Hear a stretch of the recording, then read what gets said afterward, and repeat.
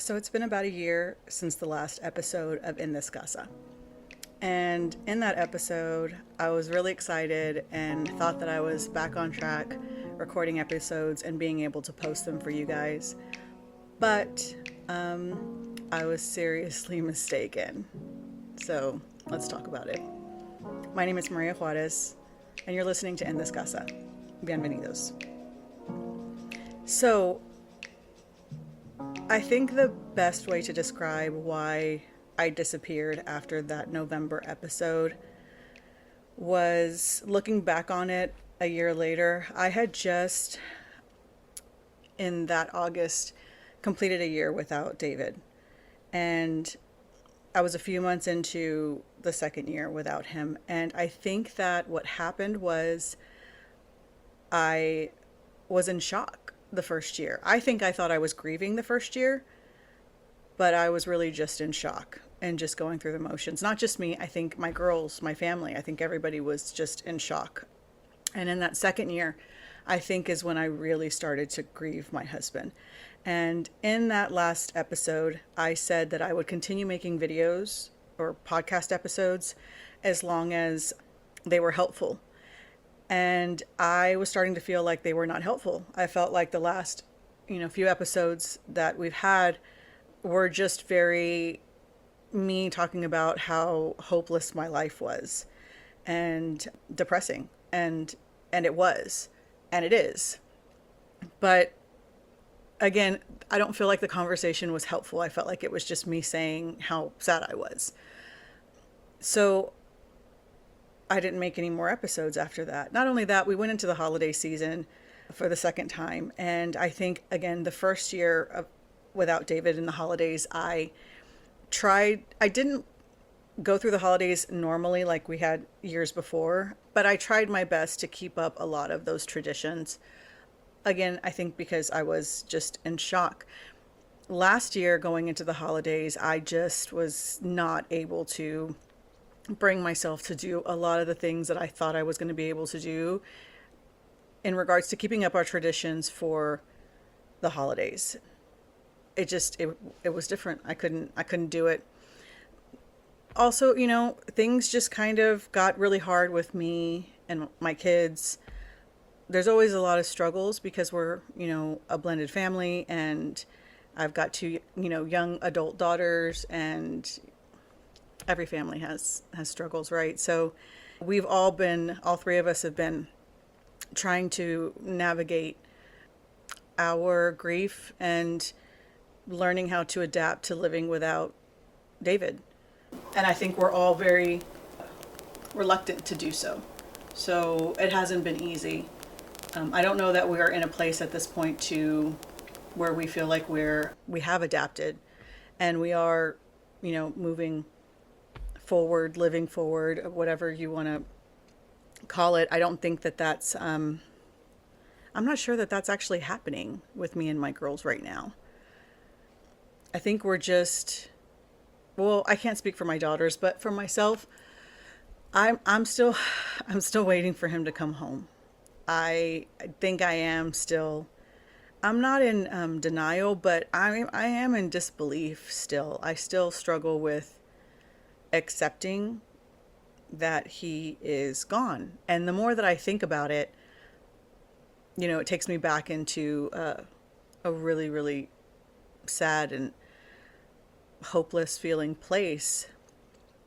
But, going into the first of the year, I don't even remember why I did this in January, but in January, I just decided I was going to really focus on me.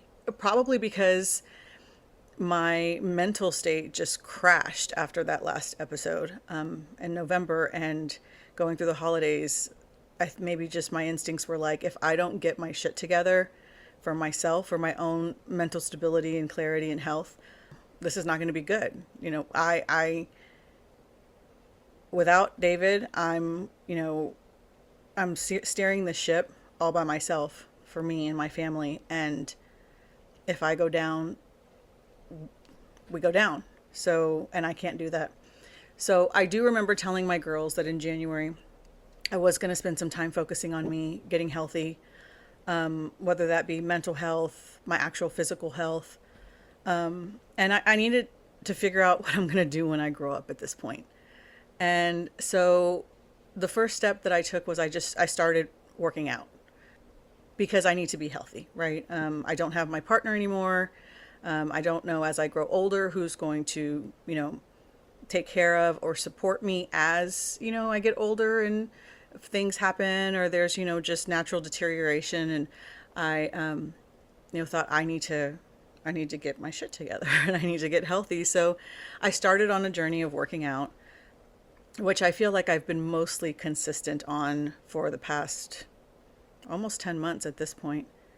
And I think that really helped to get me to where I am today. I feel like going into the springtime and heading toward my birthday in this past May was really difficult for me because I hit a milestone birthday and I hit a milestone birthday without David. And those were things that were really, really important to him. And I don't think that, I know that he would have wanted us to celebrate big. And I just have been so guilty and reluctant to do things without him. I don't want to do things without him. And I did end up making myself do something and celebrate for my 45th birthday. It was just me and a friend. We took a quick weekend trip to do exactly what I wanted to do. And it was good. I think it was good for my soul. It was good for my mental health. I think it was good for my current connection with David from afar as well too. So I think that's what he would have wanted me to do. And I don't think that he would have been happy, in the spirit realm or wherever he is, if I had just sulked through my 45th birthday. But I still think that had a really big effect on me. I think I had a hard time not forgiving myself for going and celebrating, but I think I just was really, really depressed at the idea that I had to celebrate that birthday without him, and we would have celebrated his 45th birthday the year before, and we didn't get to do that. And I just could not pull myself out of that hole of I'm sad because he's not here with me at this milestone. And at this point in my life, he's the only person I really would have wanted to spend it with. So I think I probably struggled through that in May, into June, and into July, because we were headed towards August at that point, which was the 2nd year anniversary of David's passing. And I think I was really having a hard time coming to terms with the fact that we were going to now hit another year without him. And I was struggling with acceptance that this is where we are, this is what life looks like, and that there's just going to continue to be year after year after year without him. I can say that I have not gotten used to it at all in the past 2 years. But I will say that after his 2nd year anniversary was his birthday, and we did a small celebration for his birthday, just our family, his family. And I felt really good about the way that we celebrated him. And I was still just struggling with accepting that he's gone, And, I'm going to be very honest. I'm not sure what you believe, but I think we've discussed before in previous episodes that I believe in the spirit realm. There's a lot of things that I believe in, and I do believe in speaking to people who have gifts. And so there's a woman that I speak to, and she mentioned to me that I was really doing myself an injustice because I can't let David go. She said that it was I was halting my blessings, not just moving forward, not just living forward, but I was halting my blessings because I can't let him go. And that, to be honest with you, is not really something that would deter me from continuing to feel how I feel about losing my husband and how I'm grieving and, changing anything about the way that I currently live my life. But she said that I was keeping him from doing what he needed to be doing in the spirit realm, that I was holding on to him, and that his soul wasn't able to, his soul couldn't rest because he knew that I was unhappy and not okay, and he couldn't be okay and move on in that other realm without me being okay here. And that did not sit well with me because he's everything to me. And I don't want to cause any, I don't know. I don't want to affect him wherever he is. I want him to be at peace. And I want him to be, I don't know. I want him to be perfect wherever he is. And I want him to be there waiting for me when I get there. And so I did go through a time where I thought, okay, I need to work on figuring out how to accept that he's not coming back. And to be honest with you, like I said at the beginning of this episode, I don't think that I have accepted that. But what I have done is I've had some serious conversations with God.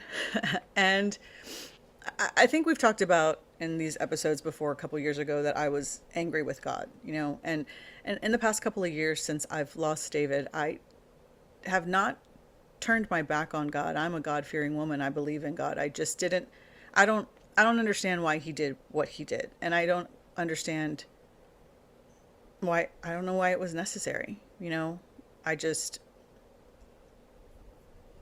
I don't get it. And so that made me angry.